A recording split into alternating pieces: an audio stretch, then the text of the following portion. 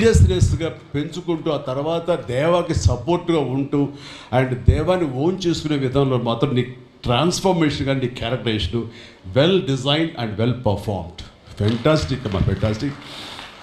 And ఇంకా మిగతా characters అందరూ అన్ని రకాలుగా అన్నీ బాగా చేసినా సరే నిజంగా చెప్తాను, హృదయానికి హత్తుకుపోయిన క్యారెక్టర్ ధనుష్.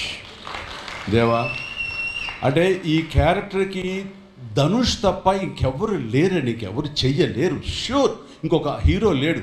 అంత పెర్ఫార్మ్ ఇచ్చి హీరో ఇమేజ్ ఉండి, స్టార్ ఇమేజ్ ఉండి, అన్ని రకాల కాంబినేషన్లో ఉండి చేసే మనిషి అంటే the own and only star in India is Dhanush. ధనుష్ని మైండ్లో పెట్టుకుని ఈ క్యారెక్టర్ డిజైన్ చేసావా శేఖర్? లేదు, నీ క్యారెక్టర్కి అతను అనుకోకుండా సరిపోయాడా అని అంటే నాకు లేదు. నువ్వు ధనుష్ను దృష్టిలో పెట్టుకుని క్యారెక్టర్ డిజైన్ చేసేవేమో అని అనిపిస్తుంది నాకు. ఎందుకంటే ఈయన సపోజ్ నేను చేయలేని శేఖర్, వెరీ సారీ, நான் ரொம்ப பிஸியாக இருக்கேன், நான் பண்ண முடியாது అని சொன்னா என்ன பண்ணுவேని?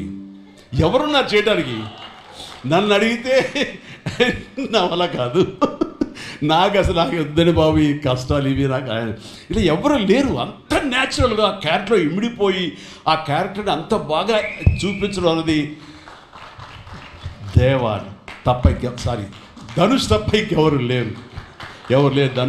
ధనుష్ నీకు బెస్ట్ యాక్టర్ అని చాలా మామూలు అయిపోయింది. మాకు ఎప్పుడైనా వస్తే వావ్ నాకు వచ్చిందో నేషనల్ బెస్ట్ యాక్టర్ అనుకోవాలి తప్ప నేను. బట్ నీకు ఇది మామూలు అయిపోయింది. మళ్ళీ ముందస్తుగా నీకు అడ్వాన్స్గా చెప్పేస్తున్నాను, నీకు కంగ్రాట్స్. నీకు బెస్ట్ యాక్టర్ అనేది ఖచ్చితంగా రావాలి. లేకపోతే నీకు నేషనల్ అవార్డ్స్కి అనేదానికి మళ్ళీ అర్థం లేదు. బట్ అది నీకు ఇది మామూలే, కానీ నీకు ఈ సినిమాకి వస్తే కనుక ఇందులో ప్రతి ఒక్కరికి ఇది గర్వకారణం. అది definite you will win. Fantastic.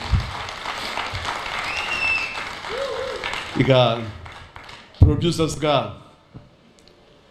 మన సునీల్ ఉన్నాడు.